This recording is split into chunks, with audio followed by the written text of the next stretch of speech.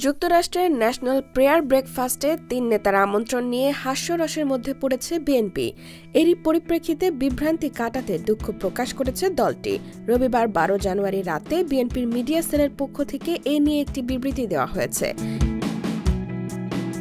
বিবৃতিতে বলা হয়, ৬ ফেব্রুয়ারি ওয়াশিংটন ডিসিতে অনুষ্ঠিতব্য জাতীয় প্রার্থনা প্রাতরাশ অনুষ্ঠানে বাংলাদেশ জাতীয়তাবাদী দলের ভারপ্রাপ্ত চেয়ারম্যান তারেক রহমানের আমন্ত্রণ সম্পর্কে কিছু সংবাদের পরিপ্রেক্ষিতে বিএনপি মিডিয়া সেলের পক্ষ থেকে জানাতে চাই যে এই অনুষ্ঠানটি মার্কিন সরকার আয়োজন করে না।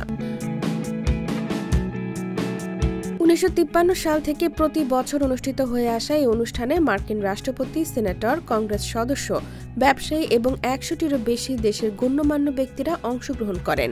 জাতীয় প্রার্থনা প্রাতরাশ ফাউন্ডেশন একটি নির্দলীয় সংস্থা যা রাজনৈতিক, সামাজিক এবং ব্যবসায়িক অভিজাতদের একত্র হওয়ার জন্য একটি বিশেষ ফোরাম তৈরি করে। এই ফাউন্ডেশন মার্কিন নীতি নির্ধারণের অত্যন্ত গুরুত্বপূর্ণ এবং বিশ্ব শান্তি ও ভ্রাতৃত্ব প্রতিষ্ঠায় নিবেদিত।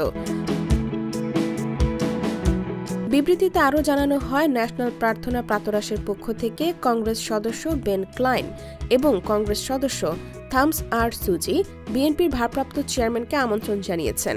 বিএনপি মিডিয়া সেল আরও জানায়, যদি কোনো ব্যক্তি বা মিডিয়া সূত্র বিভ্রান্তির সৃষ্টি করে থাকে তবে আমরা আন্তরিকভাবে দুঃখ প্রকাশ করছি।